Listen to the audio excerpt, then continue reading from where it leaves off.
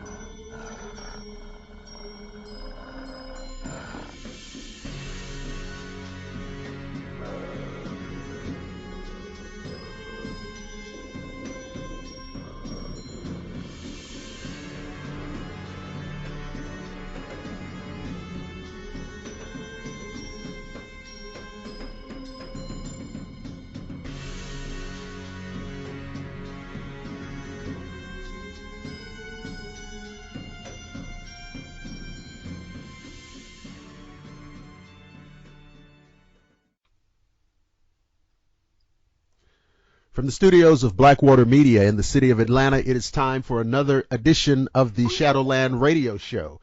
I'm your host, Dr. William Lester, and I want to thank each of you for listening to the show. And I always like to begin every episode by thanking all of the new people who come on board. We've gotten an increase in subscribers on our YouTube channel. I mean, increasing daily.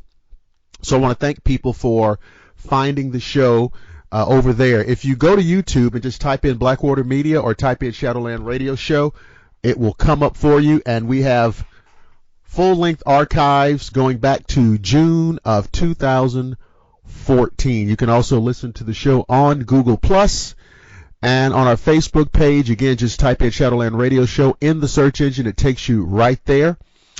And also at our website, which is shadowlandradioshow.com. Now, on this show, we're going to have a return guest, a great return guest, who is a personal friend of mine, and his name is Mark Zaskey. And those of you who remember his earlier episodes, you know, we had a big, long conversation about intellectual integrity, intellectual honesty. We had, you know, talking about cryptozoology in general, and talking about Bigfoot in particular. Now, Mark films and produces a program called Crypto Reality, which he's going to tell you about in a few minutes. But we're going to be looking at Mayaca River State Park in Florida, which is kind of the focal point of the activity that Mark has been documenting down there. And what we're talking about, we're not just talking about finding random Bigfoot tracks here and there, trying to make plaster casts. We're not talking about tromping through the woods, hoping to run into a little piece of hair. And we're not talking about some kind of esoteric, vague, obscure sighting. We're talking about getting these creatures captured on film for everybody to see. So, let me bring him on so that he can tell you, because he'll do it a lot better than I can. Mark, welcome to the show. Thanks for having me, Doc. How are you? I'm doing good. Now, you know, we have talked probably 5 times more off air than on air, but I got you on the show now. So let's hit the ground running. Please catch the listeners up on what has been going on since you were on the show last time. Well, we've first of all been in the field dozens and dozens of times, and we've been primarily filming in Palm Beach County. We did an expedition to Mayaca in 2015. We just actually wrapped up the 2015 season with episode 8 was the last episode. So we're now shooting for season 2 of the Bigfoot Researchers Journal. The 2015 season, in those first 8 episodes, we probably hiked the length of Florida twice to get the footage that we have. We spent countless hours in very uncomfortable places, both in the daytime, at night, all hours, camping out in, different, parts of the state of Florida. Yep. And the 2015 shooting season in the episodes 1 through 8 of the Bigfoot Researcher's Journal that you can see on YouTube on Crypto Reality's channel is the culmination. The evidence that we've documented in 2015 is the culmination of probably close to 17 years of my personal research into the subject. And last year was the first chance that I really had to actually get it done. And by way of, finances, and I took on a partner who just ended up being incredible. And Crypto Reality, I actually started in 2005 for a different subject, actually started to really take the direction that I always wanted it to, which was to document the Bigfoot species here in Florida, which we successfully did over and over and over again in 2015. Well, and again, people, we can talk about it till we're blue in the face, but you really need to see the footage. So, Mark, give people a little bit of a thumbnail on what they can expect and what they'll see when they go up there and start looking at your videos. Well, we have a very high standard that we hold ourselves to for the filmmaking process as amateur filmmakers. Okay. Obviously, we're moving into a different realm now that the journal is starting to have a great deal of success, and we've been gaining equipment. The right equipment is a better way to put it, more professional equipment. But the bottom line is we make a high quality. We have a very high quality approach to this thing. I spend an inordinate amount of time making the films both entertaining and educational. I write all the music and compose all the symphony for it. I play all the instruments myself. This is a 2-person show. Right. That's literally, and we do all the filming. We do all the pre-field research to find out where we're going to go, and on our next incursion, and then we gear up and we head in, and that's just what it is. I mean, so when you start to watch our movies, you're going to see that we're not playing around with this thing. And the way that we state things is very matter-of-factly. If we're unsure about something, then we'll tell you we're unsure about it. But the bottom line is in these areas that we go, there's really no doubt what's going on. Right. And you can see that in the films. So you can expect to see those things in these films. I mean, you're going to see real Bigfoot. You'll see these things with emotion on their faces as we, approach the area that they're trying to hide from us in. And originally I had a great deal of doubt that we could pull this off.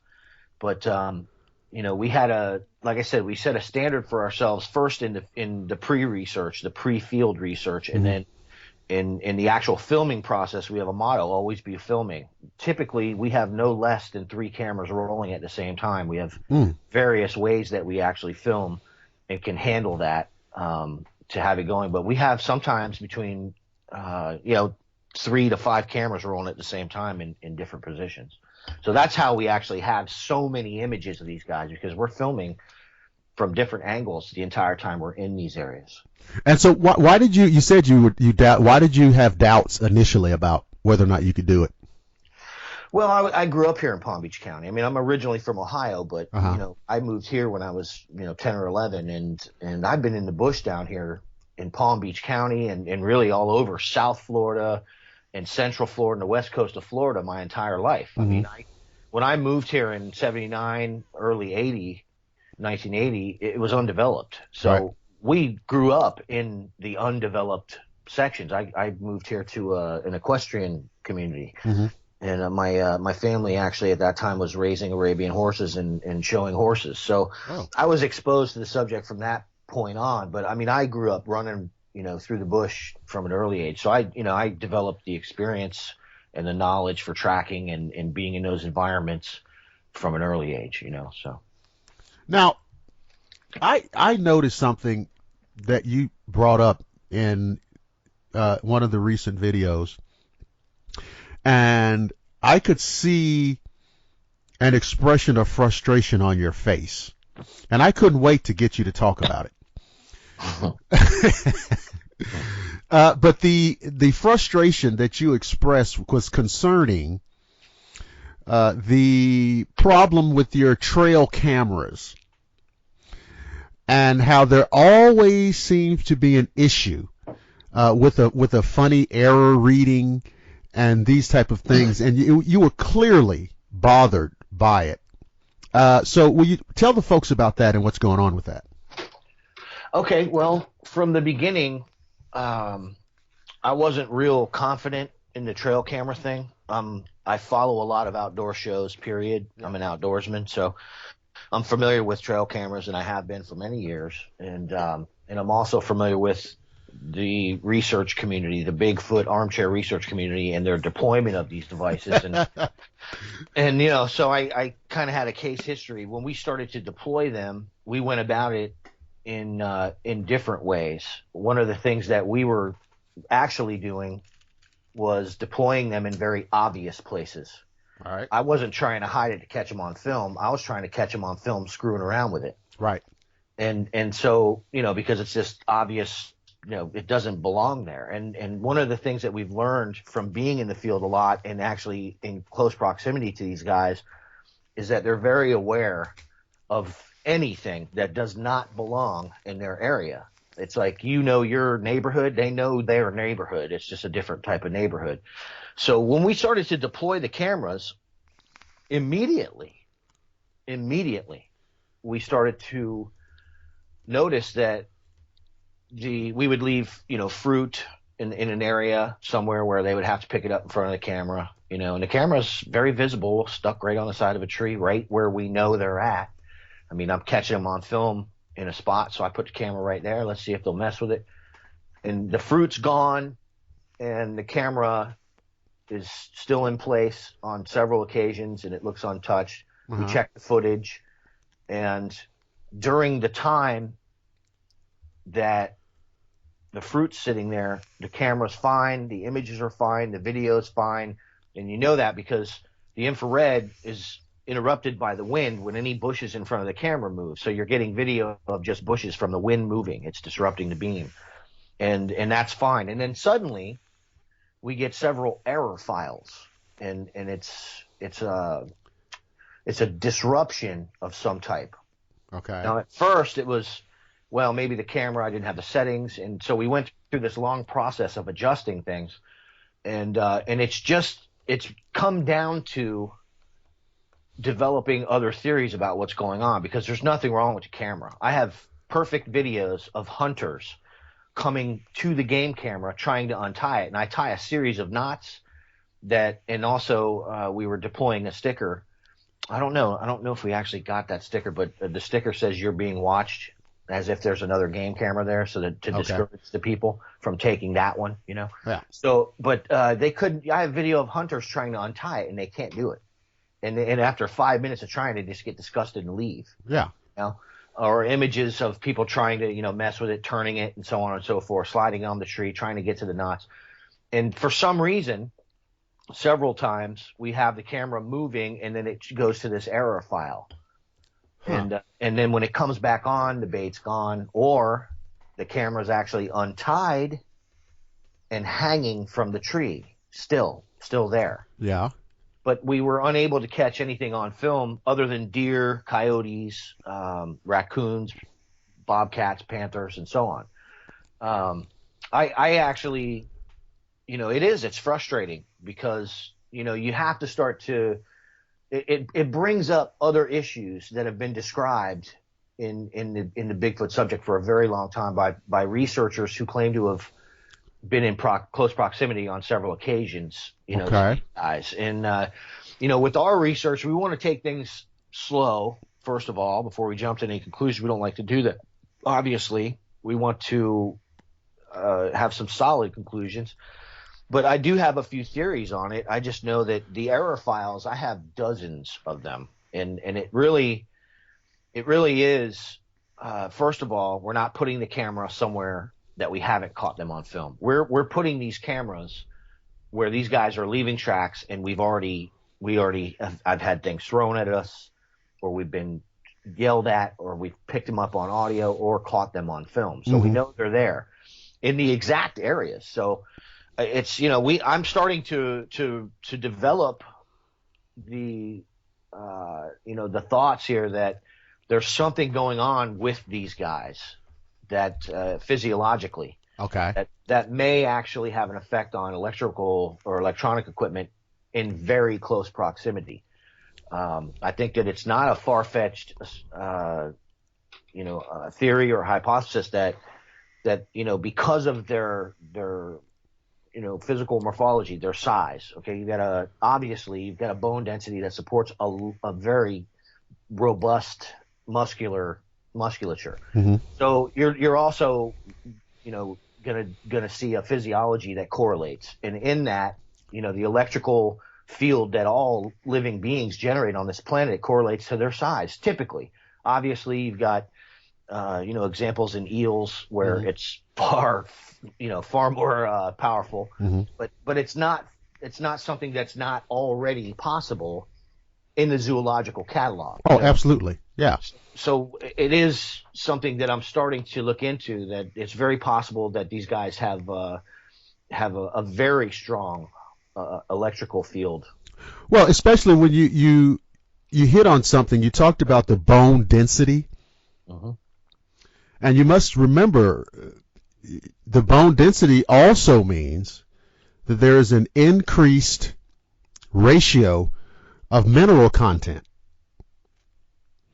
Or the bones wouldn't be as dense. Exactly. And so again, we're theorizing, but we're not just running willy-nilly, but it is something to follow up on. Absolutely. I mean, you could be talking about superconducting,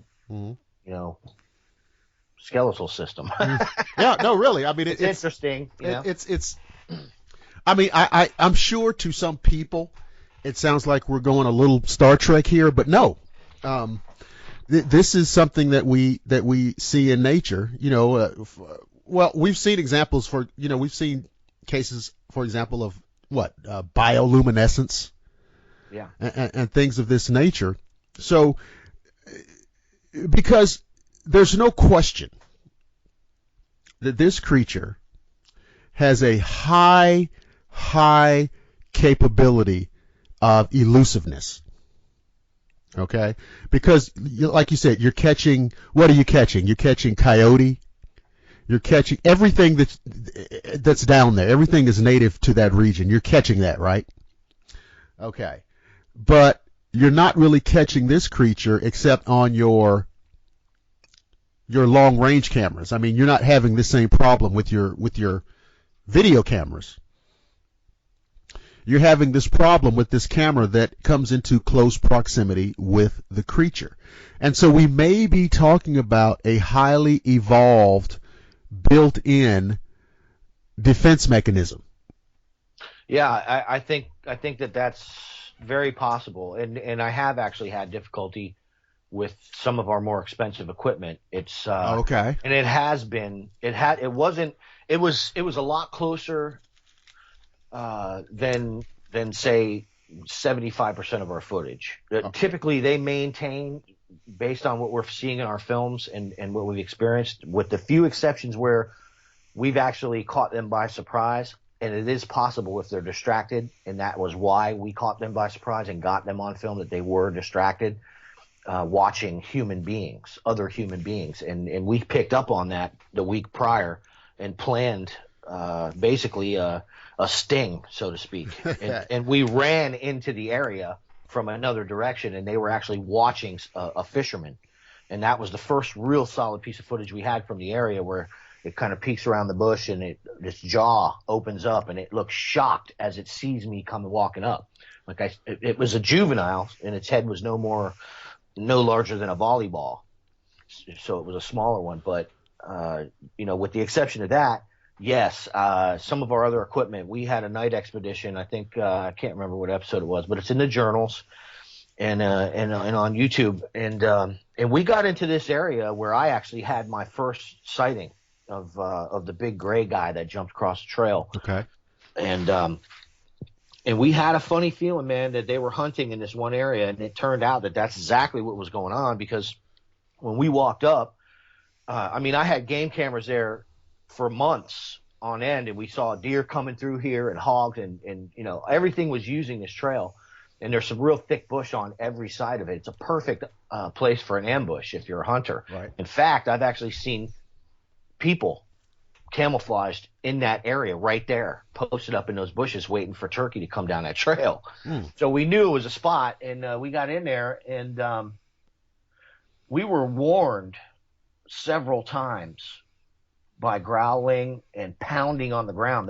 They'll pound on the ground if you get too close, or they'll growl at you. Right. And typically that's happened before they start throwing things. But I was struck with some kind of, I don't know, what, I can't say for sure what it was, but it felt like I got tased. Huh. And I mean, I almost vomited, and then my heart was palpitating so wildly that I thought I was going into cardiac arrest for a second there. And then we heard tearing off through the bushes, so we took off running at it. If you actually watch the trailer or the beginning of the intro of our researcher's journal, you see seconds after that happened when I say, go, and Melanie takes off running at night. That's the actual moments following when that happened. So I don't know, I never put much stock in that stuff before, but now that we're, in the field, there's definitely something going on there, and it's difficult to, how would you actually document it other than having it on film? You'd need a specimen, you know what I mean? Yeah.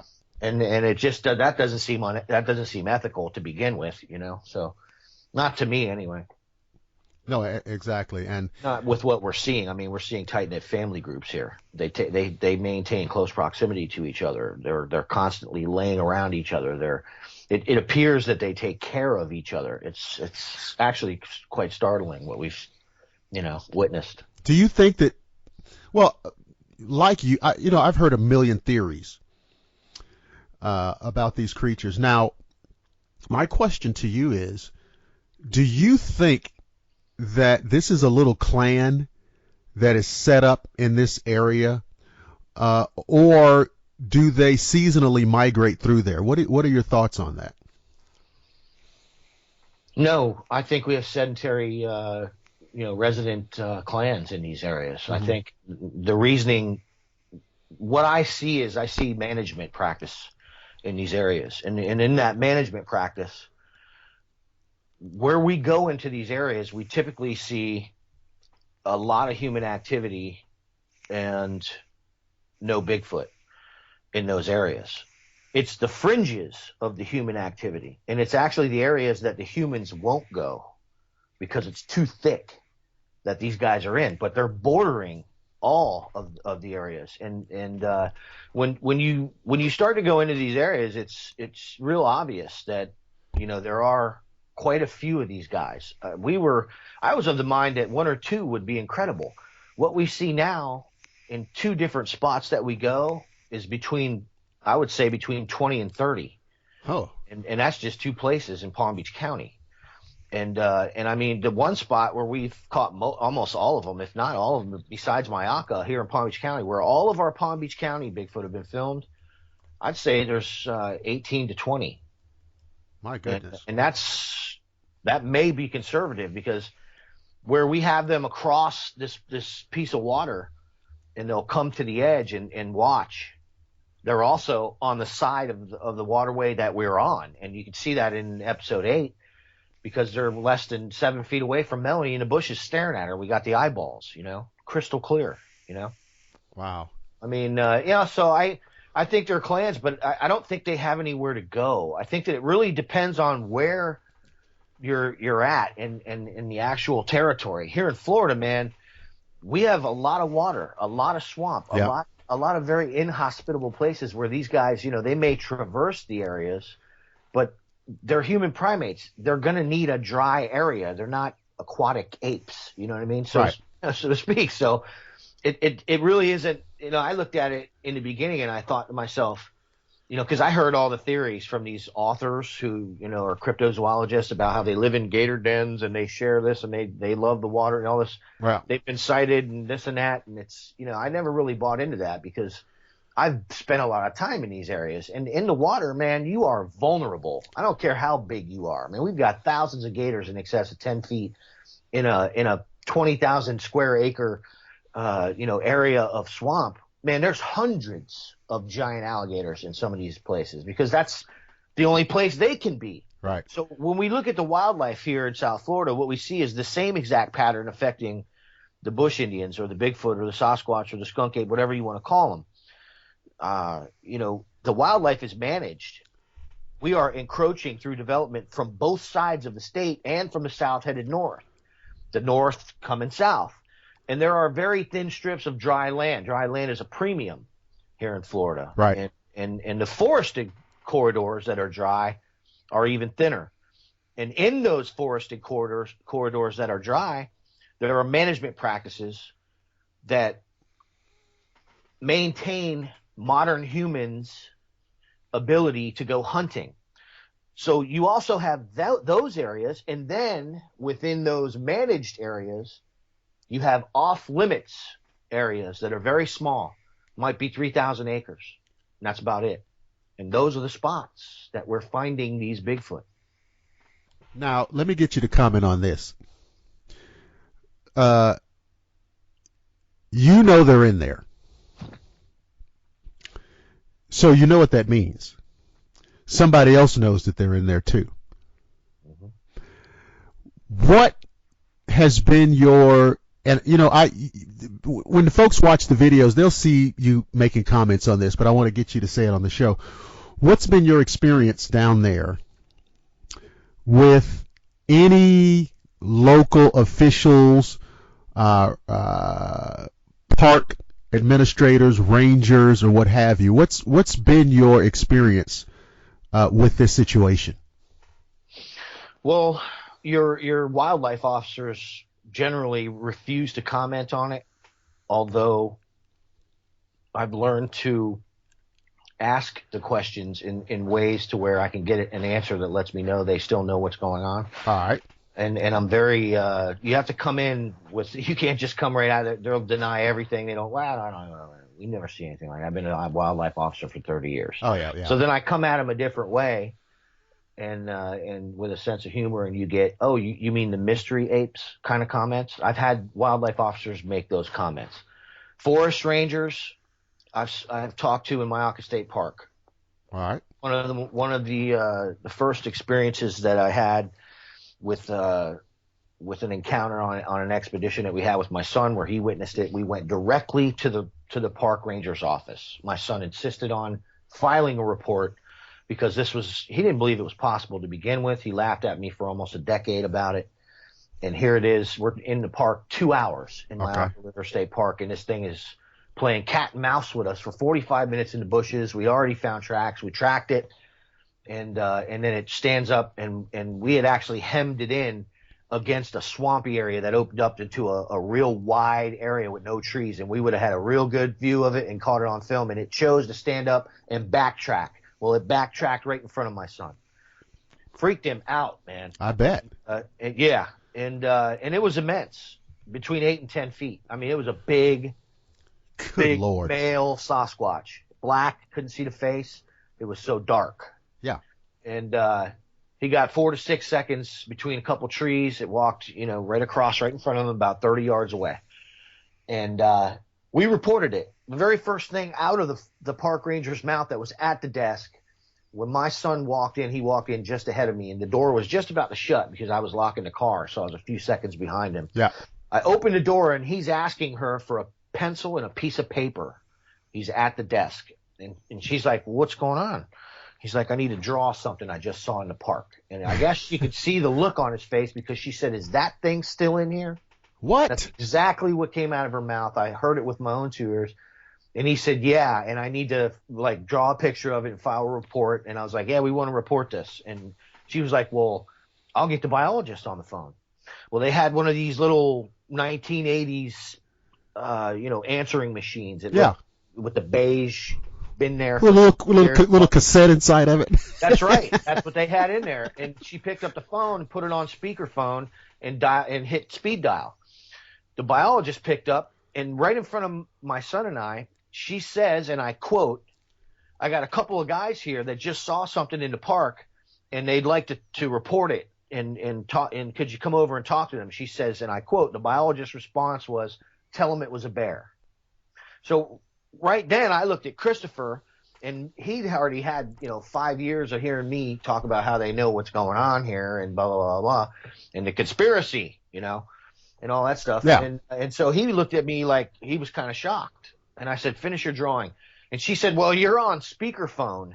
Oops. And they're standing right here. I think you better get over here.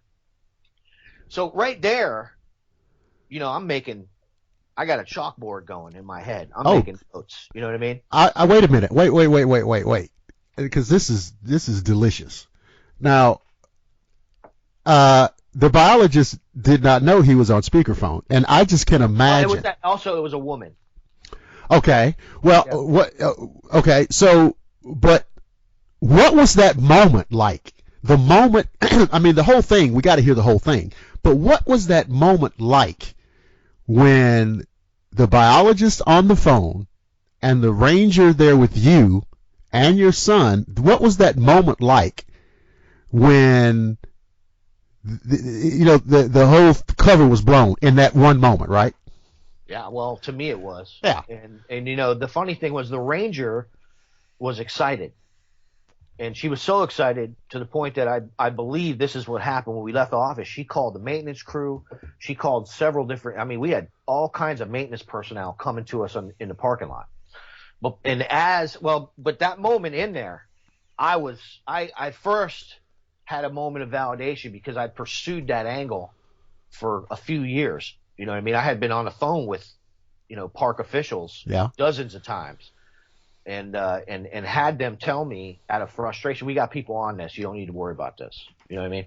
And don't quote me on this because I'll tell you I'll never said this, blah, blah, blah, blah. So I had spoken to several different park officials, including one park director from Big Cypress Preserve who admitted it to me, but also told me I'll never admit it publicly. You know what I mean? So for me, it was one of those, moments of confirmation, and really it got better, because when she came over, she came out of the bushes. She said she'll be coming through those bushes on the other side of the parking lot. And I said, what do you mean? Oh, she's got a cabin right over there. And I said, really? So Christopher finished his drawing, and we walked outside. But meantime, the forest ranger's going on and on and on about how people have been seeing it in the park all these years. Okay. And it was always singular. It. Okay. Yeah.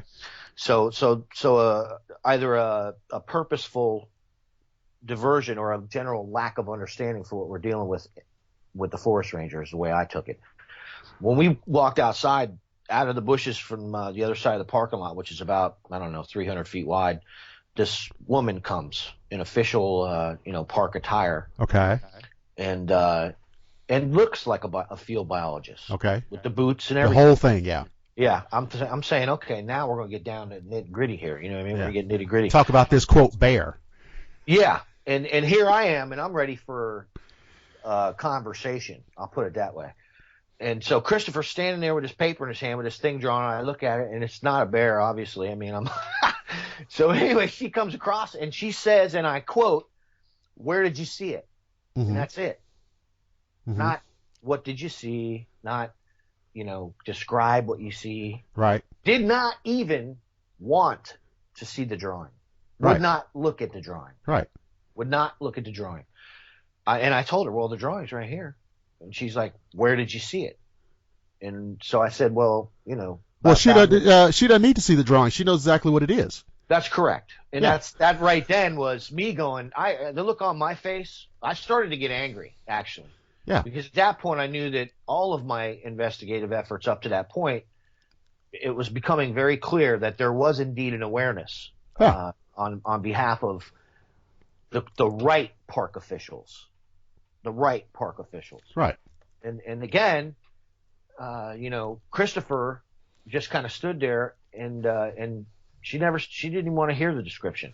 I said, don't you want to know? I mean, the kid, and this and that. And she's, no, where did you see it? Where did you see it? And at that point, this maintenance crew starts approaching on these big mowers and all these, tractor looking, cutting down trees. And I have these huge maintenance devices and coming up on his tractors and this and that.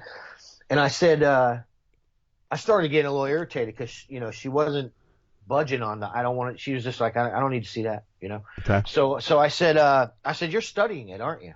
Yeah. I was like, what in the hell is going on in your park, man? We've been here a hot 2.5 hours and we found a hominid track 75 yards from the car on the main trail. I got people walking along everywhere. We follow it and track it into the bushes and this thing stands up in front of my son. I said, don't tell me you're not looking into this. You know these things are in here, don't you? And at that point, she spun the entire thing and went after me and started, who are you? Yeah. And I said, well, I'm Mark Zaskey. Yeah. And she was like, well, I don't know what that means, but, Yeah, she knew who you were.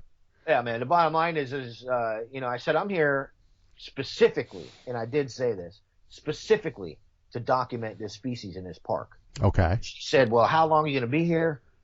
What's your address? Give me your phone number. I want your email. I want this and that. And I was like, well, I'm not giving you any of that. Yeah. You know what I mean? Yeah. I was like, whatever I filled out at the front is what you got. Right. And she's like, we got nothing else to talk about. Turned around and walked off. Well, see, here's what they're doing. The maintenance equipment that you're talking about, and she's asking where did you see it? They're going over there and they're chopping down brush. They're hemming these things in. I fully understand that, Doc. Trust me. Yeah. They're that's hemming what's them in. going on. They're hemming them in. Yeah. But that's one of the things that it's become very obvious. When I started out with all this, you begin this with, there's no other way to start this unless you jump right into it. And I wasn't willing to do that in the field. I just wasn't. I didn't put enough stock in it to begin with, regardless of my upbringing and having reports happen 6-7 times a year down here. My own friends' parents, telling me they've seen this thing. I still wasn't putting stock in it because, I'm conditioned like everybody else is conditioned. Right. So when you begin looking into this, your information, or at least mine, was developed from basically standing on the shoulders of the people that came before me. Sure. And you take that information, however inaccurate or off base it is, and you begin to look at it, and then you see the fact that the public is feeding off of it and regurgitating it over and over and over again. It's not until you get in the field and you really get boots on the ground that you begin to see the true nature of what's going on here. And that statement you just made is accurate. And that's those are Team Crypto Reality's conclusions. That's Melanie and I, after 12 months of intensive field excursion into these places, catching them on film. Mm-hmm. They are being hemmed in, and they're being hemmed in intentionally. Yeah. These places that they're being driven into are then deemed off limits. Right. And that's a fact. You can look all this up. If you live in an area and it has a history of sightings, I can personally guarantee you that some place might not be listed online. And that's where people run into problems. They don't go to the actual place. You go to this place and it's a national park or it's a national forest, and you are going to have areas of that park or that forest that are off limits to the public. And in those areas, you will find these things. And so it's like you said, they're driving them into that. Yeah. So see, folks, now if you may be predisposed to not think anything is going on here, but now listen to what we just went through this whole process here. Listen to what's going on. They're in the park. The boy sees a full-grown Bigfoot, 8-10 feet tall, full on. Okay? He goes to report it. The ranger says, quote, is it still in there? So what you have right there is tacit acknowledgement. She knew about it. Okay? Or she, to her knowledge, there was one thing in there, but that just may be a factor of, what she was told or what she experienced. She thought maybe there was one thing in there, maybe a Bigfoot. She got on the phone with the biologist, which was the right thing to do. She was doing her job. We know that the biologist immediately went into cover-up mode. Tell them it's a bear. So her first inclination was to bullshit everybody. Tell them it's a bear. She didn't know she was on the speakerphone. Once she realized that everybody heard what she said and that everybody knew that it was nonsense, she had to get out from behind her desk and do her job. She comes out, refuses to look at the drawing. We know why. She knows it's in there. She knows what it looks like. She doesn't need to see the drawing. And plus, she doesn't feel like giving any more acknowledgement than she's already done. She's already spilled the beans. And now here come the landscapers. Because, there's parts down there in Florida that amount to a jungle. That's what it is. They just call it, the thicket or the bush. It's a jungle. And they want to know where he saw it so they can go there and start landscaping, terraforming. And you take away the creature's ability to camouflage, you take away cover, you take away habitat for these creatures. And God knows how long that's been going on. God knows how far they've been hemmed in up to this point. So how much do you have to hear, people? It's going on right down there in Florida that we know of. We know about this because Mark's down there.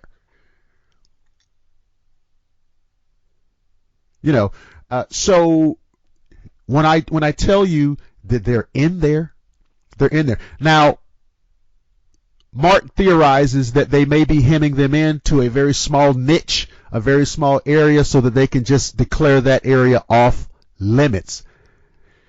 And who knows what's going to go on after that? What do you think's going to happen, Mark, when they get this little area and they put up their yellow signs or whatever they do? What happens then when you can't go any further than that? And what do you think they're up to? What are they really up to? You mean endgame here? Yeah, I mean, is this a thing where, okay, we can keep the public out, we can keep researchers out. Is this just so they can study these things? Or because what I'm thinking is an encounter like what your son had can happen to anybody down there. Now, his encounter worked out, and you guys were able to walk out of there. But what if things go bad? That's a 10-foot animal. Yeah. Yeah. I think that, people underestimate the nature of resource management. I think that they don't understand resource management to begin with, and they certainly don't understand that this is, I believe, they are viewed as a resource. Okay. I think that scientifically, it is, in my mind now at this point, a foregone conclusion that they've been studying these guys for several decades, and that they do know what's going on. I think that there are a lot of things in the nature of the species that explain fully why the public doesn't understand what's going on. And it's very simple stuff. It's not anything complicated. We're dealing with, in Florida, a hunter-gatherer. Okay. You don't stay alive and stay successful at being a hunter-gatherer by blathering at the mouth, by walking around out in the open. I mean, and I say this in the Bigfoot Researchers Journal on as many episodes as I can to help the public understand that the reason we're seeing Bigfoot the exact amount of times that we should be seeing Bigfoot. Okay. And typically it's accidental. And I say that because the nature of the way that they have to live to be successful, to stay alive, is that they have to sit still, they have to sit quietly, they have to get small in these areas, because you're not going to kill a deer by walking around out in the open screaming at the top of your lungs. They have to hunt the same ways that we have to hunt. And it's very obvious that even the research community, armchair research community, most of the armchair research community is lost on that fact. That when you're in these areas, you're dealing with, essentially, to make it a little more understandable for the public, you're dealing with wild, instinctive Green Berets. These guys are exactly what you would have to be if you had no skills at building tools and you were just wild. It's very simple. It's a simple equation. Mm-hmm. And the nature of I need to eat in these areas, the process of that, to be successful that it requires, is exactly what we see in the field. And so the end game I see is that management in these areas, I believe fully, was set up not for us, but wildlife management. I'm talking about deer, hogs, all these things. Uh-huh. I believe that wildlife management was set up specifically to keep humans off the menu. They're managing species, yes, so that we can go out and take a few deer, so we can go out and take hogs, so we can go out and take turkey. Uh-huh. But more importantly, so that we don't go out and take them all, so that when we do go out there and there is no game, these guys come out of the bushes and snatch your child from your campsite. And then also, too, now, imagine what would have happened. Same situation. Your son sees this thing, and Mark, acting out of defense of his son, Mark pulls out his, you name the caliber, and drops this thing down to the ground. Okay? It's all over at that point, right? It's all over at that point. For you, yeah. For whoever that is. That's, you asked me earlier about the end game. I honestly believe, and this is my opinion off what I see, that there is something going on to quietly usher this species out of existence. And that's based on real field research. Right. Thousands of hours of hiking and observation, and what we're seeing breeding populations that are healthy. And then we see the effects of pollution and deformities in the tracks. We see emaciation. We see that they're not doing well. And then also we witness on film, and you can see this, that they do not like us being in those areas. I mean, we're, first of all, disrupting. Who knows how long they were sitting in the bushes when me and Melanie walked up. They could have spotted deer there 5 minutes before we walked up, and they were waiting for 2 days in the same patch of bushes next to a game trail. And here we come, and the deer takes off. No wonder they're scowling at us in our films. You know what I mean? No wonder, you catch that eye in a couple of those episodes. We got several of those things where we're real close. And when you turn around and you got those HD glasses on, Melanie's freaking out. She doesn't know why. They're so stealthy. They're in the bushes right next to her. She can sense, man, there is something going on. She's looking all around her, paranoid. And me, I'm off trying to get them on film on the other side of this waterway. Right. By myself.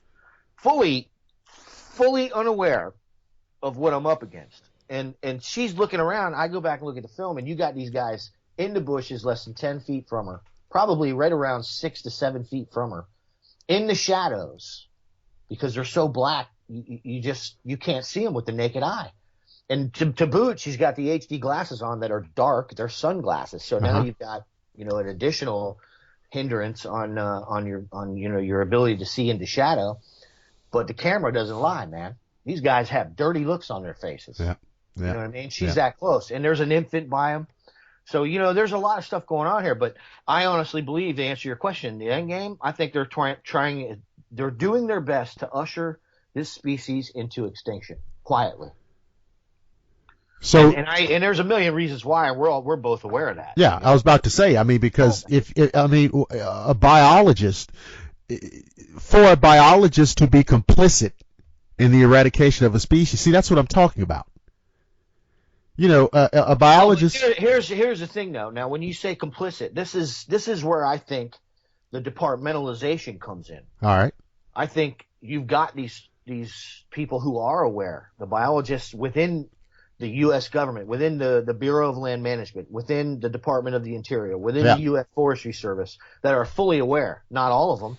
Right. I'm convinced that not all of them know what's going on. Right. But there are a specialized group of individuals within those organizations that are tasked with ushering these guys into these areas and I believe wholeheartedly, under the guise that they're going to be protected in these off-limits areas.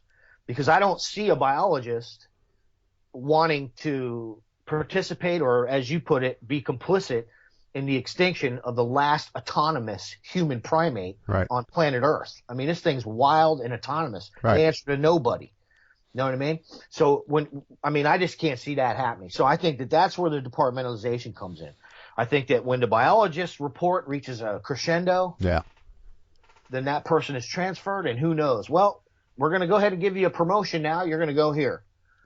Now, who knows what happens? So you're saying this lady down here in your park there, this biologist, what you're inferring, I think, is that all she knows is that they're in there and that she's not supposed to talk about it much. Yeah, well, I think that if you look at the nature of the person that wants to become a scientist, we have to assume that this is the most exciting aspect of this individual's job. Yeah. I mean, this is I can't sleep at night. You know what I mean? Yeah. I mean, these people, I'm not a scientist, but I have that drive for truth in all things. And that really is what it is. I want to understand better. And those are the types of people that, enter the academic community blissfully unaware that there are, as we, stated in several conversations, the hoops that are all in a line, and when you start, or the hurdles, and when you start knocking the hurdles over, the guy behind you doesn't do that, gets the grant. You know what I mean? So it then becomes, a matter of excitement for these people, I think. And I try to give humanity the benefit of the doubt, especially at that level. I see groups within other organizations being tasked with elimination. I'm sure that the biologist down there that you dealt with, I'm sure that she's got 10 different kinds of hammers waiting to come down on her if she steps the wrong way. Oh, yeah. Oh, absolutely. And I'm sure that's why she wanted my information. Yeah. Because she probably filed a report in addition to the the information that we provided on me to the necessary people. Because the bottom line is I got to cover my butt here. Yeah. You know what I mean? And so, let me get all this information. I'm sure I didn't give her anything, but I'm sure she went up, found that card. And the funny thing is that was day one that was the first 4 hours of our expedition. We were there for 3 days, and we experienced things that, let me tell you something, man. I was never so terrified in my life up to that point. We were out there 2, 3 o'clock in the morning, and they were knocking palm trees down, pissed off that we were in there, and disrupting what they were trying to do. And there's no coincidence when I let out a holy hell scream that I'm here to take over your territory, because that's what gets results.